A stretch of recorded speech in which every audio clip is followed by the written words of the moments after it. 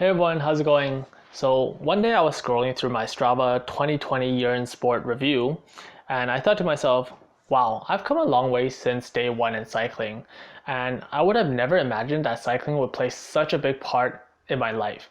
And I say this because my journey into cycling was actually very spontaneous. It really happened in one day. And after that day, I just fell in love with the sport and I just kept on riding bikes and I never looked back. So I thought I'd take this time to share my story and how I got into cycling, hopefully maybe inspire some new riders who are on the edge about giving cycling a try. And if you guys are seasoned riders and would like to share your cycling story, feel free to leave it in the comment section down below. Hopefully together we can inspire some new riders. Before we begin, I also noticed that a lot of people from Vancouver also watch my channel. So maybe during the summer, after COVID is all over, we can all go out for a ride together sometime. And my Instagrams is Pat's Bikes. Feel free to follow my Instagram, and then there you can send me any questions or DMs, and then maybe we can schedule a ride together. All right, let's go. So my journey began in June of 2016. That time I was still in university and I was doing the summer co-op program. So one day I was chatting with my supervisor and he asked me, hey, do you ride bikes? In my mind, I was thinking about like those casual bike rides, nice and chill around the park. So I said yes, like everyone rides bikes, like what's up? And so he's like, oh, there's this event coming up. Would you like to come? And I'm like, oh yeah, sure, like it sounds pretty fun. It's a nice biking event, good for like building up relationships. So I was like, yeah, I'm down to come. And turns out that event was the Whistler granfondo. The Whistler granfondo is a cycling event here in Vancouver. It's an event where thousands of riders start from downtown Vancouver and ride 122 kilometers along the Sea to Sky Highway to Whistler Village. So the road is fully closed off and it is a fully supported ride. There's no cars, lots of rest stations in between, and this ride up there along the Sea to Sky Highway is a very scenic ride. Loads of fun, really exciting. So when my supervisor told me about this event, it actually seemed like a really fun event. I honestly had no idea what 122 kilometers felt like on a bike ride, and I have never ridden that distance before. So I had no idea what I was going into, but I felt pretty confident. You see, my supervisor is this older guy and he's significantly bigger than I am. So I'm there thinking to myself, if this old man can do it, I can do it. Easy, piece of cake. And boy, was I ever wrong. Oh, it was bad. It was really bad. So I was pretty pumped up about this event. So as soon as I got home, I quickly Googled everything I could and find out more information about this event. I searched on Google, YouTube, watched videos, looked at all those pictures, and I quickly realized that, hey, everyone's got a road bike. And I'm there looking at my city hybrid bike, which is like just a normal commuter bike.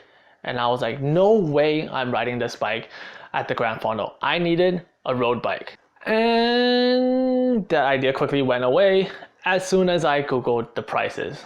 I looked up Trek, Giant, Specialized. They were all in these thousands of dollars, even for the most entry level. And as a beginner, I wasn't going to throw down thousands of dollars just for this one event. Like the bikes I always rode were in the hundreds of dollars. These ones were in the thousands. So I was like, wow, who knew road biking could be this expensive?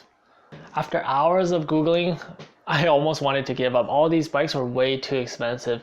And I finally found one on Amazon. It was the Giordano Libero. It was around $500, and after Googling some reviews on it, it was actually pretty good. So without any hesitation, I was like, boom, this is my first road bike. As soon as I got that bike, I instantly fell in love with it. The color was nice, it had drop handlebars, Shimano Claris, and it was my first time riding drop handlebars, and I felt really fast because I could get into this aero position and I felt like I was riding really fast. I actually wasn't, but it felt fast. So yeah, it was a really good bike, although it did weigh 27 pounds. But back then I didn't know anything about weight. I thought 27 pounds was actually a pretty light bike, pretty normal standards for a road bike, because coming from all these like Walmart commuter bikes or something, 27 pounds was actually pretty light. This one right here is around 17 pounds, so big difference. Oh, one thing, I later realized that that bike was too big for me after I went to a local bike shop. But this wasn't until I was looking for my second bike that I found that out. So pro tip guys, never order a bike online without trying it on first. Always go get it fitted at a local bike shop. Make sure you get the right size to prevent any injuries. So now I had my road bike, and next was training. So I had around a month of training time before the actual event. So I came up with this game plan for the Fondo because I knew that there were 5 rest stations at 20 to 30 kilometer segments. So in my mind, I was thinking, I'm going to ride 20 to 30 kilometers, stop at every rest station, get some rest, recover, and then continue on 20 or 30 more to the next one, and then repeat and repeat. So that sounded like a good plan.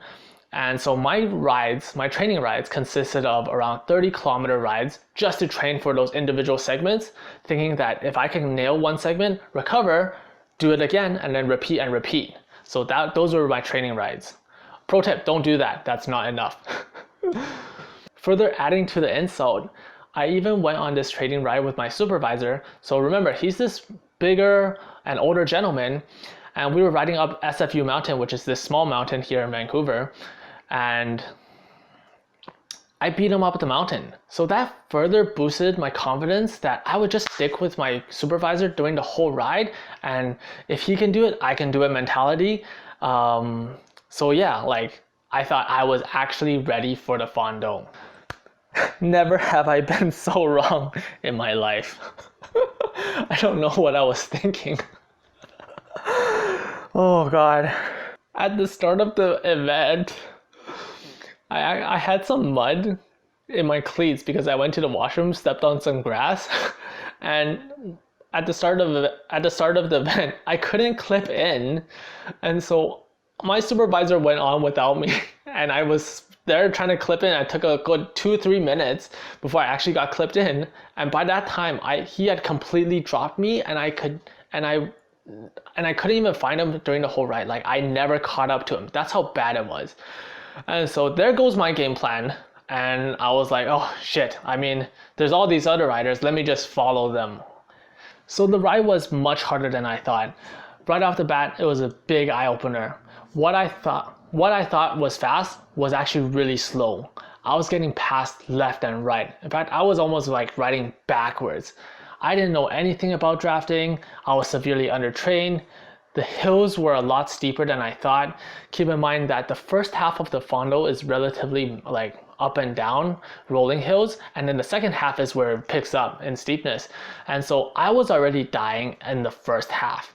And I was really doubting myself. I was like, I regret signing up for this. This is horrible. Like I am severely undertrained. Like why did I think I can do it? But a part of me wanted to take this challenge. I really wanted to prove to myself that I could do this. And I think that's what kept me going forward. It was the fact that I wanted to prove to myself that I can finish this event. So around the quarter to halfway mark, my back was starting to hurt. My legs were cramping. Like I was just having a bad time. So once again, guys, don't buy the wrong size bike. Like make sure you get it properly fitted. Don't make the same mistake as I did. So that bike was way too big for me. I was like super far reach forward, and like it was just a pain. And that bike was 27 pounds. Even to this date, I can't imagine that I climbed all the way to Whistler on a 27-pound bike. Like that's insane. But yeah, my whole body was hurting. I even had to ask this guy for like soreness cream just to like ease the pain, and I was just done. And I was bonking really hard. I wasn't eating properly. I had no idea about like when to refill and like eat along the way. So it was just a horrible experience. Like bad start to my ride. Miraculously, after like I don't know how many hours, I finally made it to the last rest station. And at this point, I'm just ready to give up. Like my back was hurting, my legs were cramping. I even walked a small portion. Like that's how much it cramped. Like I couldn't get out of my saddle. It was just painful. And worst of all, the last rest station was already starting to clean up, because that's how far back I was. Like everyone's already like passed. They were already starting to clean up. There were only a few like Cliff Bars left, so I quickly grabbed some. I was feeling really down, and once again I was like, can I even do this? And In fact, this support guy in the car came up to me and he offered me a ride to the finish line.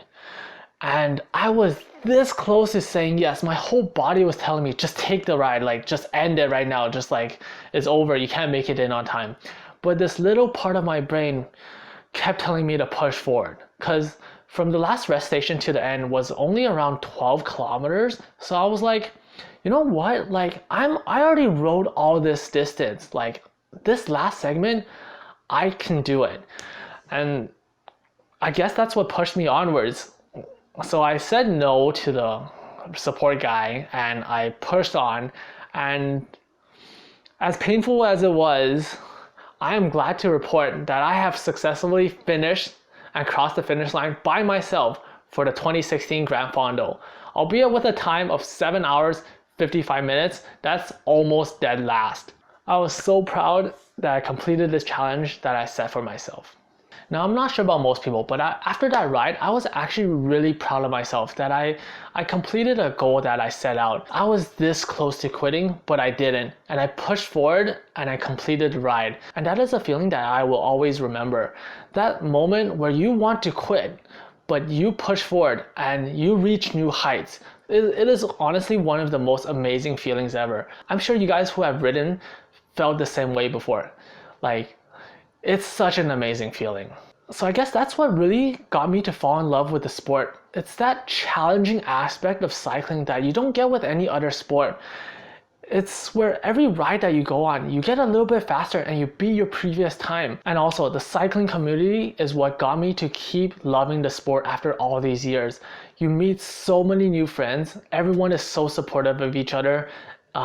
Each one pushes you to reach new heights, and it's just a fun time together. Like you go out on these adventure rides, you discover new places, eat new food, and like just enjoy the scenery together. You push each other to new heights. And I'm so glad I stuck with the sport because I wanted to challenge myself. And in 2017, I did the Grand Fondo again with a time of 6 hours, 44 minutes. So that's around an hour improvement. In 2018, I beat my record and got a new PR of 5 hours, 39 minutes. So that's another hour of improvement. And finally, in 2019 was my best year yet.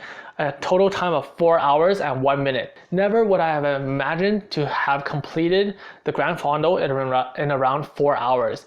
Comparing this to my first time of 7 hours, 55 minutes, it is almost a 4-hour time difference. So to this day, I'm really amazed at how far I have gotten. And to me, that's what cycling is all about. It's about improving and pushing yourself to new heights. And that's really why I love this sport. You look back and you see all the journeys that you have gone through along with your friends. You see each other improve and get faster. You push yourself and your friends to reach new heights. And honestly, that's something really amazing. So there you have it, my spontaneous story about how I got started into cycling. And honestly, it has been an amazing journey and I love every single bit of it.